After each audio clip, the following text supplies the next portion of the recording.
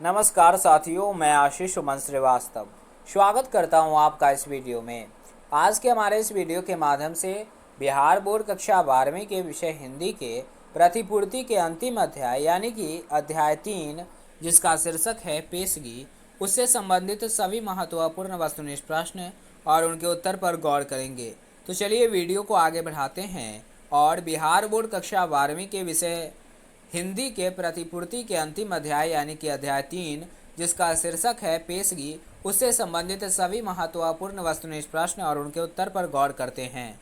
तो चलिए हमारा पहला प्रश्न है कि प्रतिपूर्ति पेशगी के रचनाकार कौन है। तो हम आपको बता दें कि प्रतिपूर्ति पेशगी के रचनाकार हेनरी लोपेज हैं।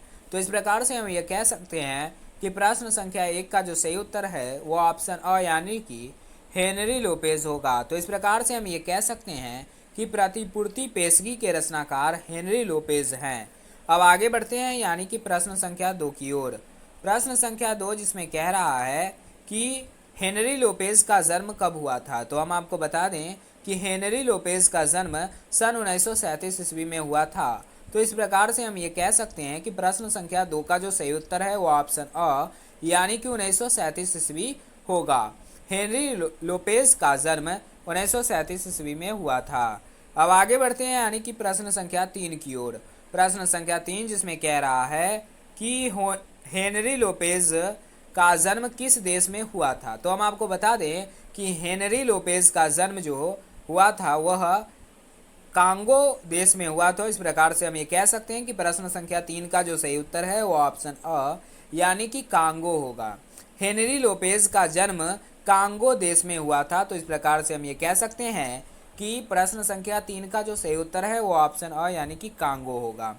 अब आगे बढ़ते हैं यानी कि प्रश्न संख्या 4 की ओर। प्रश्न संख्या 4 जिसमें कह रहा है कि निम्नलिखित में से यानी नीचे जो 4 विकल्प दिए गए हैं उनमें से कौन कांगो के शिक्षा मंत्री, वित्त मंत्री एवं प्रधानमंत्री रह चुके हैं। यानी कि प्रश्न संख्या 4 में कह रहा है कि नीचे जो 4 विकल्प दिया गया है, विकल्प अ, ब, स और द, इनमें से कौन से रचनाकार या साहित्यकार या कथाकार, आप जो भी कहिए, वह कांगो के शिक्षा मंत्री, वित्त मंत्री और प्रधानमंत्री भी रह चुके हैं। तो हम आपको बता दें कि निम्नलिखित में से यानी नीचे जो 4 विकल्प दिए गए हैं उनमें से हेनरी लोपेज जो थे वो कांगो के शिक्षा मंत्री, वित्त मंत्री एवं प्रधानमंत्री रह चुके हैं। तो इस प्रकार से हम ये कह सकते हैं कि प्रश्न संख्या 4 का जो सही उत्तर है वो ऑप्शन अ यानी कि हेनरी लोपेज होगा। अब आगे बढ़ते हैं यानी कि प्रश्न संख्या 5 की ओर। प्रश्न संख्या 5 जिसमें कह रहा है कि वर्तमान में हेनरी लोपेज क्या थे। यानी कि हाल तक जो हेनरी लोपेज थे वो क्या थे। तो हम आपको बता दें कि वर्तमान में यानी कि हाल तक में वह अपने अंतिम समय में यूनेस्को में संस्कृति संचार विभाग के महानिदेशक थे। तो इस प्रकार से हम ये कह सकते हैं कि प्रश्न संख्या 5 का जो सही उत्तर है वो ऑप्शन अ यानी कि यूनेस्को में संस्कृति संचार विभाग के महानिदेशक होगा। वर्तमान में हेनरी लोपेज यूनेस्को में संस्कृति संचार विभाग के महानिदेशक थे। तो इस प्रकार से हम ये कह सकते हैं कि प्रश्न संख्या 5 का जो सही उत्तर है वो ऑप्शन अ यानी कि यूनेस्को में संस्कृति संचार विभाग के महानिदेशक होगा।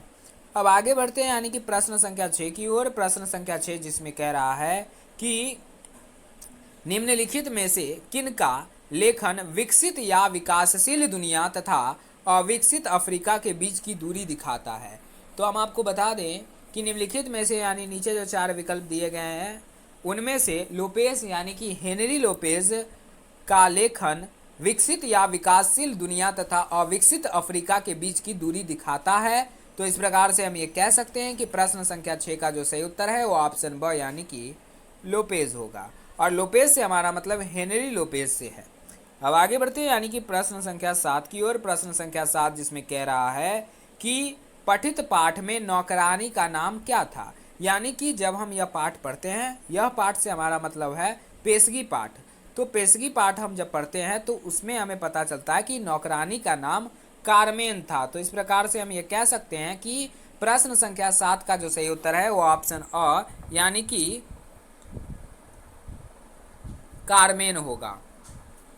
अब आगे बढ़ते हैं यानी कि प्रश्न संख्या 8 की ओर। प्रश्न संख्या 8 जिसमें कह रहा है कि पठित पाठ के आधार पर या पठित पाठ में चौकीदार का नाम क्या रहता है। तो हम आपको बता दें कि पठित पाठ में चौकीदार का नाम फर्डिनांड रहता है। तो इस प्रकार से हम ये कह सकते हैं कि प्रश्न संख्या 8 का जो सही उत्तर है वो ऑप्शन अ यानी कि फर्डिनांड होगा। ठीक है, पठित पाठ में चौकीदार का नाम फर्डिनांड रहता है। अब आगे बढ़ते हैं यानी कि प्रश्न संख्या 9 की ओर। प्रश्न संख्या 9 जिसमें कह रहा है कि मालकिन की बेटी का नाम क्या था। यानी कि पठित पाठ के आधार पर मालकिन जो थी उनकी बेटी का नाम क्या था। तो हम आपको बता दें कि उनकी बेटी का नाम फ्रैंकवा था। तो इस प्रकार से हम ये कह सकते हैं कि प्रश्न संख्या 9 का जो सही उत्तर होगा वो ऑप्शन अ यानी कि फ्रैंकवा होगा।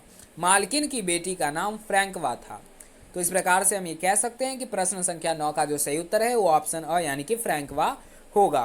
अब आगे बढ़ते हैं यानी कि प्रश्न संख्या 10 की ओर, जो इस वीडियो और इस अध्याय का अंतिम महत्वपूर्ण वस्तुनिष्ठ प्रश्न है, जिसमें कह रहा है कि नौकरानी कार्मेन के बेटे का नाम क्या था। तो जैसा कि हमने आपको बताया कि नौकरानी का नाम रहता है कार्मेन, लेकिन इस यानी कि प्रश्न संख्या 10 में कह रहा है कि वही नौकरानी जिनका नाम कार्मेन था उनके बेटे का नाम क्या था।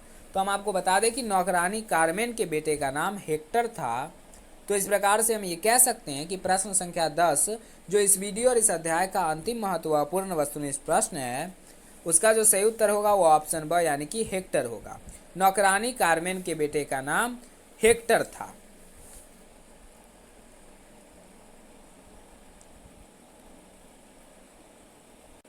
तो इस वीडियो की समाप्ति के साथ साथ हम बिहार बोर्ड कक्षा 12वीं के विषय हिंदी के प्रतिपूर्ति के अंतिम अध्याय यानी कि अध्याय 3 जिसका शीर्षक था पेशगी, उससे संबंधित सभी महत्वपूर्ण वस्तुनिष्ठ प्रश्न और उनके उत्तर पर गौर कर चुके हैं।